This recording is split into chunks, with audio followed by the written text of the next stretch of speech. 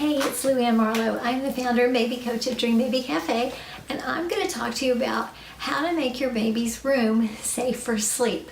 Now, you've probably heard about the ABCs of sleep, so I'm just going to go over those real quickly.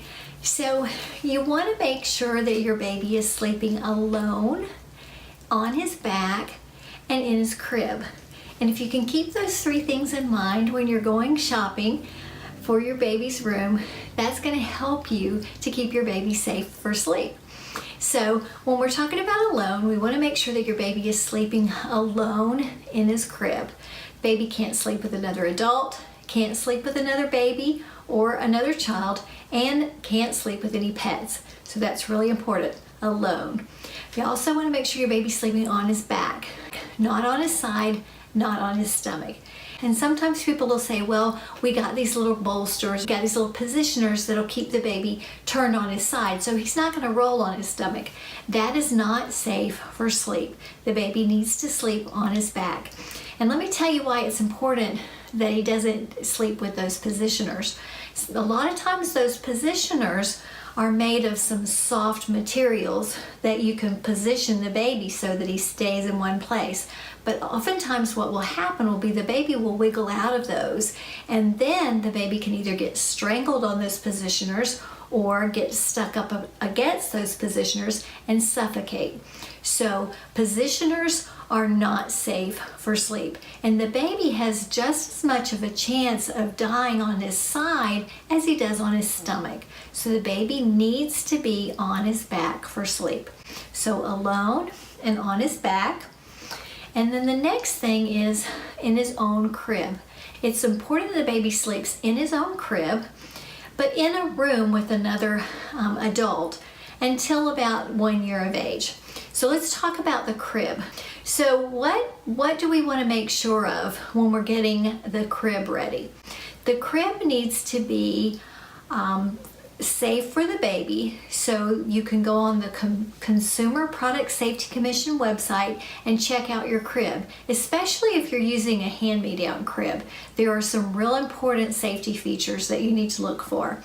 You also want to make sure that the baby's sleeping on a firm surface. So the mattress needs to fit the crib that you bought it with. You want to make sure that the crib mattress is fitting firmly so that the baby can't slip in between the crib and the mattress. You also want to make sure that you have a tight-fitting sheet on the crib mattress. No blankets, no pillows, no stuffed animals, nothing loose in the crib, just the mattress and the sheet. Now, a lot of times parents will say, but my baby's going to get cold if he doesn't have a blanket on.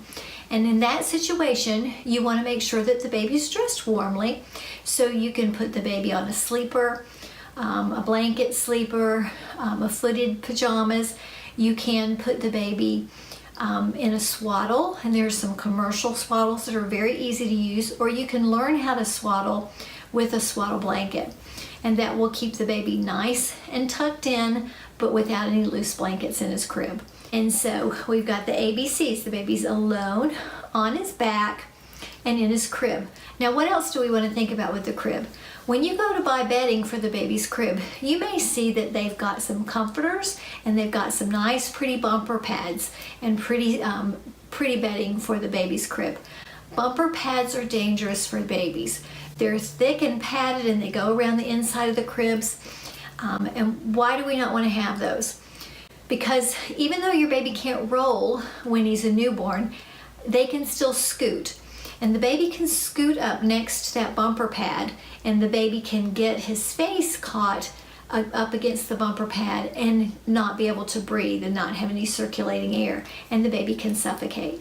Now, sometimes people say, we've got these mesh bumpers and they're breathable. The problem with those is that the baby can get trapped up underneath those and they can strangle. So when you're talking about SIDS, you're not just talking about unexplained reasons for babies dying in their sleep. The other things that we talk about are sudden or unexpected infant deaths, and the causes of those may be suffocation and strangulation.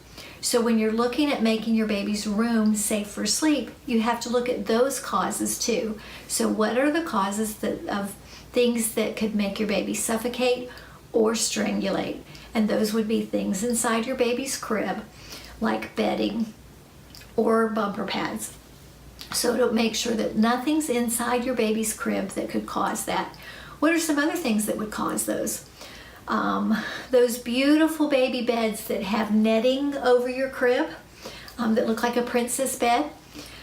Sometimes those could accidentally get blown into your bed, like if your air conditioner comes on and blows unexpectedly hard, and that could blow that netting into your baby's bed. If your baby's bed is too close to the curtains could get into your baby's bed. If you have cords on your blinds, if your crib is too close to the blinds, the cord could get into your baby's bed.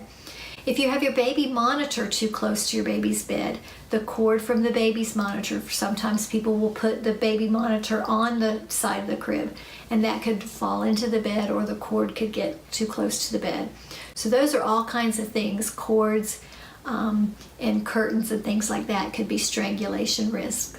So step back into your room and look from kind of the outside in, and take a big view of your baby's room and see what are those risks to your baby. Now, we know that babies need to sleep alone in their crib, but we don't want them alone in the room. And so for that first year, it's recommended that they sleep in the room with a parent. And so in the next video, I'm going to talk to you about what kind of bed to look for when your baby's going to sleep in the room with you. So stay tuned for that. I hope this has been helpful to you. I have 13 tips on how to keep your baby safe during sleep, and I'm going to put that link in the notes below, and you can check that out. Congratulations on the upcoming birth of your baby, and I look forward to talking to you soon. Bye-bye.